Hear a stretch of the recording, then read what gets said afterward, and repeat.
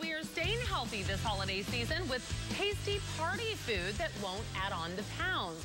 Jennifer Erical is the author of The Sassy Spoon, and she's here with a few recipes for us. Good to see you. Thanks for coming on. Thank you very much, Destry. I love what you brought today because it's all tasty food, but it's kind of got that healthy twist. That's right. I tried to not veer too off what you would typically see at a holiday party, and then just with some healthy ingredient choices, you're doing a much better thing for your body, and you leave feeling a little less guilty about what you had at the party. Yes. Okay, now this first one to me looks super rich, but you say there's some alternatives here. That's right. So I thought for the person who's craving a cheesy, gooey kind of dip, if you will, this is my version of a baked spinach and artichoke dip. And so instead of the mayonnaise and the cream cheese, this is the secret ingredient, Greek yogurt. Okay, it's very thick and creamy.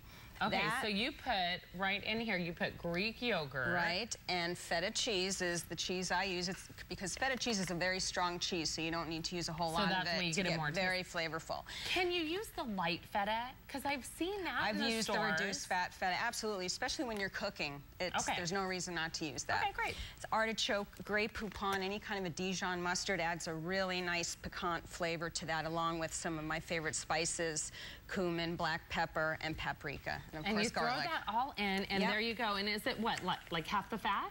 Oh, or probably a fourth. Really? Yes, not less than it. And it's got a healthy protein for you in there as well. All right, very good. That's one dip that you can make. Right. Now, this is really unusual, and this is a good presentation, too. It is. I think this will be what I like to call the showstopper, the thing that people talk about that's a little different. This is a baked stuffed red onion, okay? And what we do is you actually take an onion and you cut the ends off, okay? So you just cut, all you did is take this onion. Right, cut the two ends off. Cut the ends off. And you boil it for about 15 minutes. Now, obviously, this isn't hot. I boiled it earlier. But once it's completely boiled, you will see the color starts to turn. Right. Okay, so cooled. Obviously, you don't want to pick this up hot.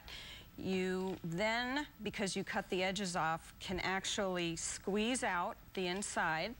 And now that's going to be your shell.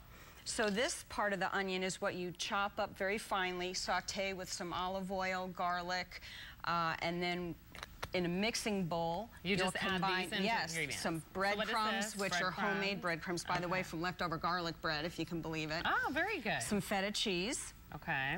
Some pine nuts. And then whatever some of your favorite spices are, along with that chopped onion, you're mixing that up together. You would then stuff that in, and you put this in a baking dish. And then all you have to do is just put it right inside. Just like all you do is pour it. Pour it in, and you actually get your hands in there and try to get all the corners in there, and bake it at about 350 for maybe 20 or 30 minutes with a little tin foil over the top so you don't burn it. And then this is what you get. And that's what you get. And notice what I'm serving it with is not potato chips or full-fat tortilla chips. These are actually homemade pita chips.